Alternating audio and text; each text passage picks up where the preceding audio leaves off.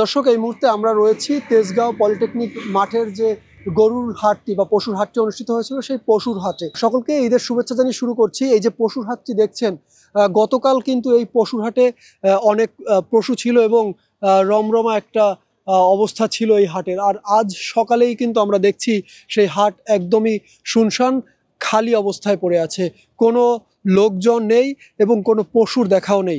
আমরা এখানে স্থানীয়দের সঙ্গে কথা বলে যেটা জানতে পেরেছি, গতকাল রাতেই কিন্তু এই হাটে থাকা সকল পশু বিক্রি হয়ে গিয়েছে এবং রাতেই অনেক ক্রেতাকে কিন্তু গরু বা তারা যে পশুটি কিনতে এসেছিল কোরবানির জন্য, সেই পশুটি এই হাটে না পেয়ে খালি হাতেই ফিরতে হয়েছে।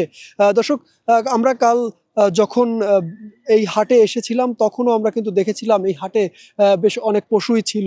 কার কাছে শিখলাম? এই যে রাধুনী রেডিমিক্স গরুর মাংসের মশলা, গরু রান্নায় গুরু হওয়া কোনো ব্যাপারই না। তবে বেশ কিছু শেড এবং আমরা দেখেছি মাঠের পুরো জায়গাটা জুড়ে যে আমরা গত ২-৩ দিনে যে গরু বা অন্যান্য পশু দেখেছি, সেই জায়গাগুলো কিন্তু খালি ছিল। মাঝের এই অল্প জায়গাতেই কিন্তু বা এই শেডের মধ্যেই কিন্তু আমরা গতকাল পশু দেখেছি।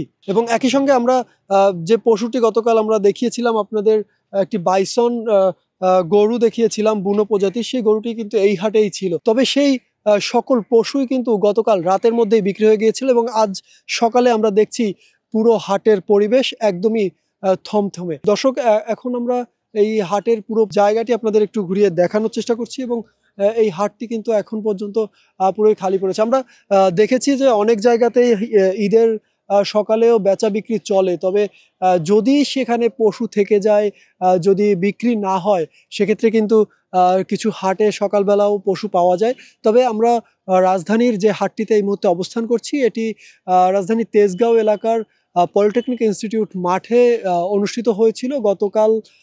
গতকাল পর্যন্ত এখানে আমরা পশু দেখেছি, বেচা বিক্রি হয়েছে, কিন্তু আজ আমরা দেখছি ঈদের সকালে এখানে কিন্তু কোনো পশু নেই। এবং আমরা এখানে যারা রয়েছেন স্থানীয়, তাদের সঙ্গে কথা বলেছি। তারা আমাদেরকে যেটি জানালো সেটি হচ্ছে গতকাল রাতের দিকেই কিন্তু সকল পশু এই হাটের বিক্রি হয়ে গিয়েছে এবং শেষের দিকে যারা এসেছিলেন তারা কিন্তু এসে অনেকটা খালি হাতেই ক্রেতাদের ফিরতে হয়েছে।